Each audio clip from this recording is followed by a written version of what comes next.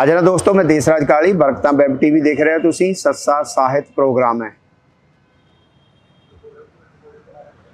मैं देख रहा कि तुसी भारती बंदे दी मनोचेतना नूं, ਉਹਦੇ कल्चरल बिहेवियर नूं, ਉਹਦੀ सोशल साइकोलॉजी नूं जे समझना है ਤੁਹਾਨੂੰ ਮਿੱਥ ਦਾ ਗਿਆਨ ਹੋਣਾ बहुत ਜ਼ਰੂਰੀ है।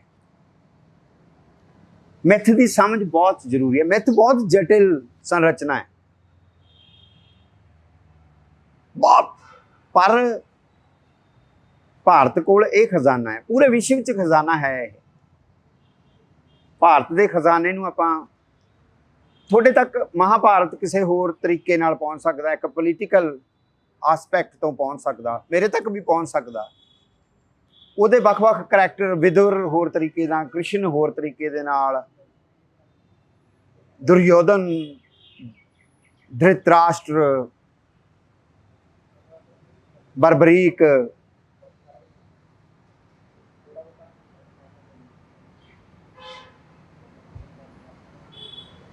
अर्जुन मेरे तक पहुंच रहा है।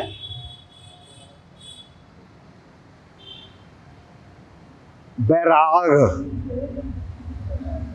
कृष्ण उन्होंने बैराग की अवस्था च ले जाना चाह रहे। वो अवस्था जिहदे विच किसी दा नहीं कोई नहीं है, तेरा इन्हां नाल कोई संबंध नहीं है, ये ऑलरेडी खत्म ने, तू तो बस तीर चलाना है। ਉਹਦੀ सारी अवस्था जिहड़ी है वो बैराग की अवस्था ही है। भीष्म पितामे की अवस्था, द्रोण शिष्य नूं दुआवां दी, बैराग की अवस्था है। पर अज जिहड़ी किताब की मैं गल करनी है, और मैनूं माण महसूस होया कि पंजाबी पोएट्स दे कोल भी किते किते मैथ उस तरीके नाल आई है जिस तरीके नाल भारती बंदे दी मनोचेतना नूं, जो एक अनसंग, अनसैड, इनविजिबल, एक खामोश आइडियोलॉजिकल हैजमनी घड़ रही हुंदी है, घड़दी है, घड़ेगी। महाभारत दे विच पर्व है शांति पर्व, युद्ध हो चुका है, युद्ध बारे गल्लां ने, पर वो सारियां ही गल्लां युद्ध दी जस्टिफिकेशन ने। ते उन्हां गल्लां नूं जे असीं पोलीटिकली नहीं खोलांगे, पोलीटिकली अंडरस्टैंड नहीं करांगे, साडा पोएट ओहदी ट्रैवल अगे लैके नहीं जाएगा, तां असीं किते ना किते खड़ोत, किते ना किते भांजवादी होवांगे। स्वरणजीत सवी होरां दी किताब उदासी दा लिबास, उन्होंने इनू गोस्ट कहा है।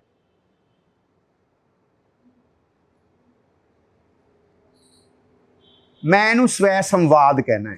डॉक्टर मनमोहन होरां ने भी विच स्वै संवाद की एक पूरी सीरी है, बहुत सारे उन्होंने ये कैटेगराइज किए ने,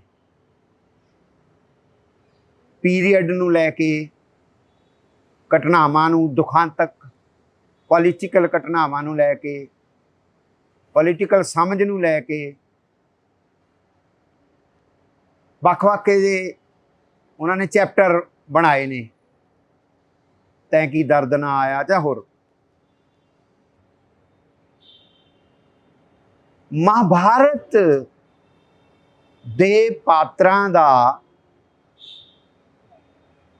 पुनर्निरीखण, विश्लेषण किया दोबारा, उन्होंने अज दे कॉन्टैक्सट दे विच उहदी रीइंटरप्रटेशन जिहड़ी आ सवी दी कविता च इन्नी सहज तौरे, इन्ने मौलिक शैली च मैं पहला कह के हटिया कि पंजाबी पोइट्री का धन भाग लगी मैनू ये किताब। मैं जो भारतीय मैथोलॉजी की गल कर रहा सी, ਉਹਦੇ पॉलिटिकल एनालिसिस की गल कर रहा सी, अंडरस्टैंडिंग की गल कर रहा सी, तो मेरे मन च धर्मवीर भारती का अंधा युग घूम रहा सी।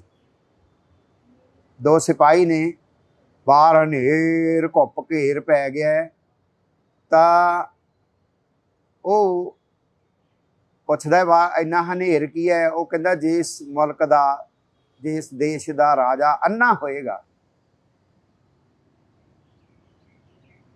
उत्थे नेर। यानी तुसी अंधा युग का एक एक सवाल, एक एक क्वेश्चन, एक एक फिलोसफिकल सवाल, और मैं कहना उस तरीके दे नाल नहीं, अपने वखरे तरीके दे नाल सभी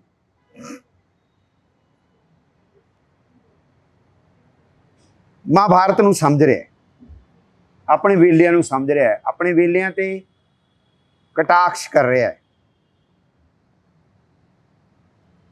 दुर्योधन की हौमे की है, वो धृतराष्ट्र है तो शकुनी है, अंडरस्टैंड कर रहा है। राजगुरु की है, सभी बरबरीक दे बलदा है। ते ओदी कविता की बरीकी, बरबरीक वाली कविता चो मैं तुहानूं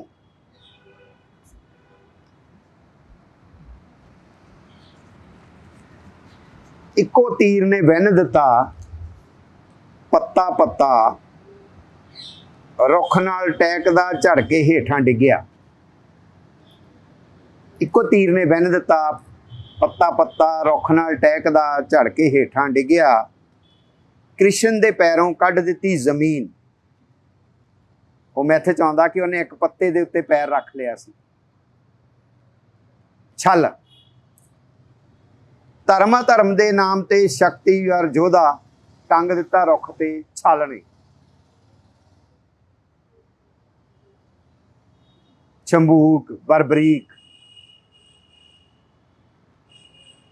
18 दिन बिन्निया महाभारत दे पल पल ने बरबरीक नूं पोटा पोटा। जोधे लई बेबसी तो वड्डा तसीहा नहीं हुंदा। ਇਹ ਜਿਹੜੀ पॉलिटिकल षडयंत्र है, ਇਹਦੇ ਪਿੱਛੇ जो चुप पई है, ਇਹਦੇ ਪਿੱਛੇ जो जोधे की बेबसी पई है, वो जो टंग दिता गया है दरख्त ते, जो जिहड़ा पत्ता पत्ता। And it's very interesting. Barbarik का एक बहुत प्यारा नुकता है कि बरबरीक ने जिथे पैर ते तीर मार के पैर हेठला पत्ता विन्निया सी, जिस वेले खंड बन की घटना हुंदी है, वो ट्राइब्स नाग लोग साड़े जाते ने, कृष्ण तो बदला लेना है, ते जर्रा नां दा भील ठीक उस टकाने दे उत्ते ही फिर तीर मारदा है जिथे बरबरीक दा निशान पिया आ, और कृष्ण की मौत उहदे नाल हुंदी। तुसीं इहदी रीइंटरप्रटेशन करदे आ ट्राइबल्स दीयां जिहड़ियां लड़ाइयां ने, आपां देखदे आ समां जिहड़ा है सानूं मैथ नूं समझना, पंजाबी वो मैथ समझ लिया करो किते ना किते। जिस वेले रामायण दे विच रामचंद्र होरी धनुख तोड़ते ने,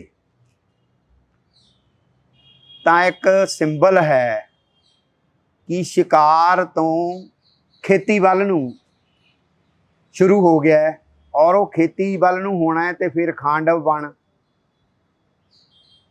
साड़े जाने ने, फिर वन साड़े जाने ने, फिर वो ट्राइबल साड़े जाने ने, फिर बरबरीक टंगे जाने ने, तो फिर जर्रे वर्गे योधिया ने उत्थे तीर मारना है जिथे,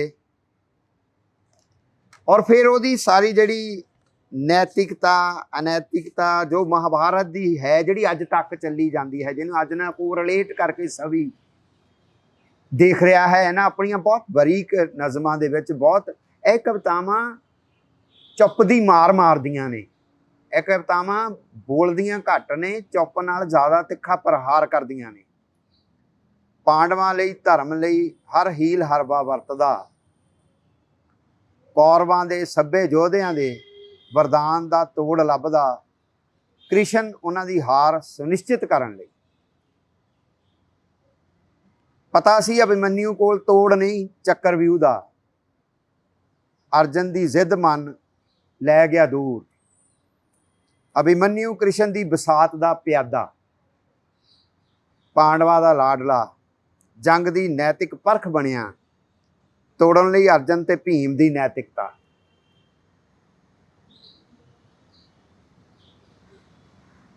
ਔਰ ਕਿਵੇਂ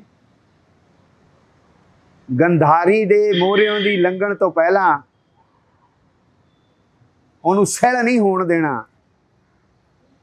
ਕ੍ਰਿਸ਼ਨ ਨੂੰ ਸਮਝਣਾ ਬਹੁਤ ਔਖਾ ਹੈ। ਜੰਗ ਨੈਤਿਕਤਾ ਨਾਲ ਖਤਮ ਨਹੀਂ ਹੁੰਦੀ।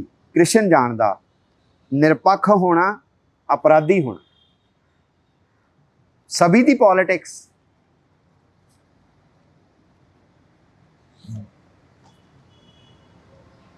निरपक्ष होना, अपराधी होना है। यहाँ सबसे बड़ा गुनाह है बेगुनाह होना। जो गुनहगार ना होंगे मारे जाएंगे।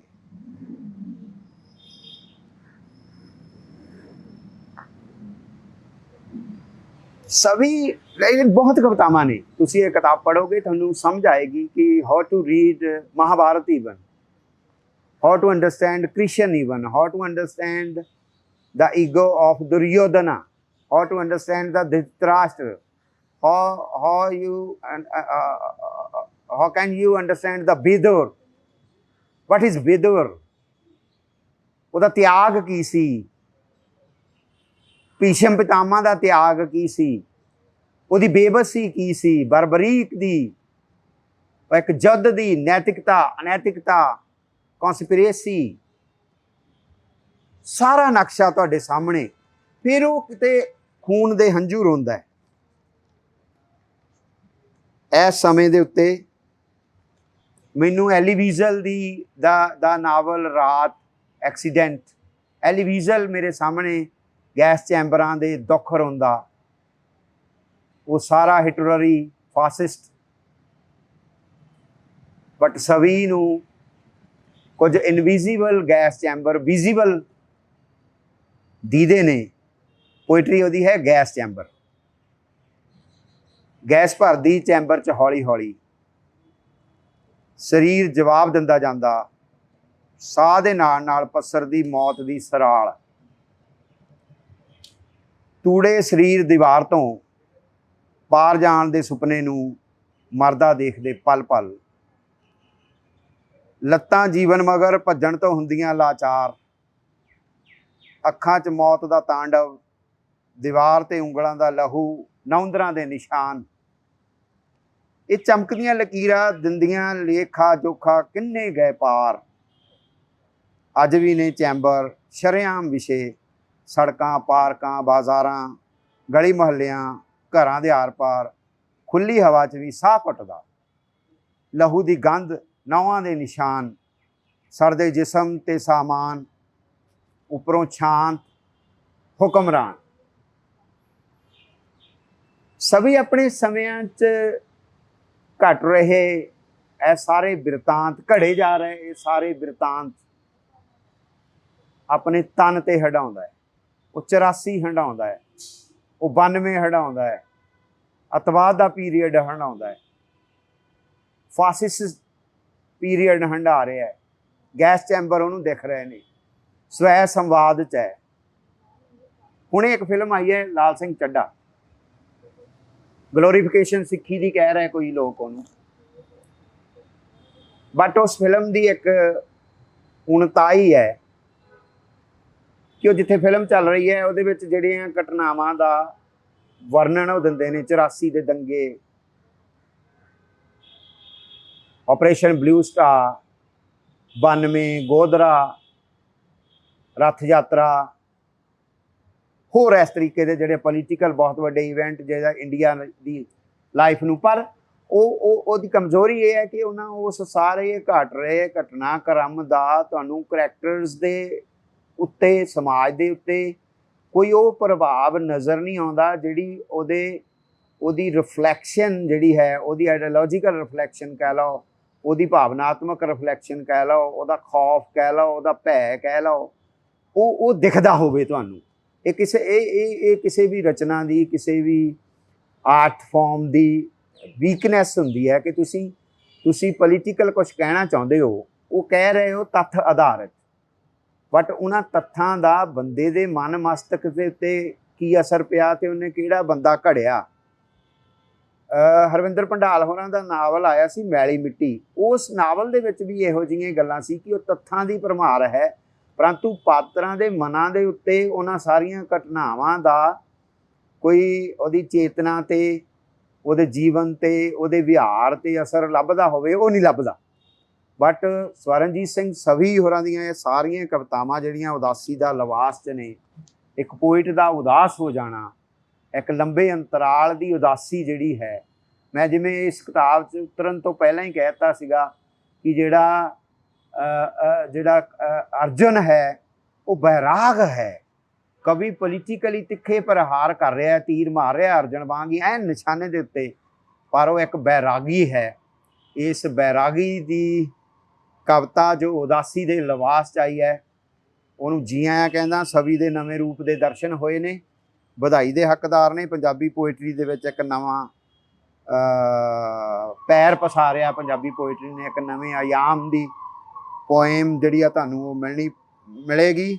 ਗੋਸ਼ਟ ਉਦਾਸੀ ਦਾ ਲਿਬਾਸ, ਇਹ ਜ਼ਰੂਰ ਪੜ੍ਹਿਓ ਤੁਸੀਂ। ਸ਼ਬਦ ਲੋਕ ਵਾਲਿਆਂ ਨੇ ਛਾਪੀ ਹੈ, ਡਾਕਟਰ ਮਨਮੋਹਨ ਹੋਰਾਂ ਨੇ ਇਹਦੇ 'ਤੇ ਬੜਾ ਭਾਵਪੂਰਤ ਇਹਦਾ ਪ੍ਰੀਫੇਸ ਲਿਖਿਆ ਹੋਇਆ ਹੈ। ਕਿਤਾਬ ਦੇ ਦਰਸ਼ਨ ਕਰ ਲਓ। ਸ਼ਬਦ ਲੋਕ ਵੱਲੋਂ ਛਪੀ ਉਦਾਸੀ ਦਾ ਲਿਬਾਸ, ਔਰ ਲੇਖਕ ਸਵਰਨਜੀਤ ਸਵੀ। ਅਗਲੇ ਐਤਵਾਰ ਕਿਸੇ ਹੋਰ ਕਿਤਾਬ ਨਾਲ ਮਿਲਦੇ ਹਾਂ ਦੋਸਤੋ। Thank you very much.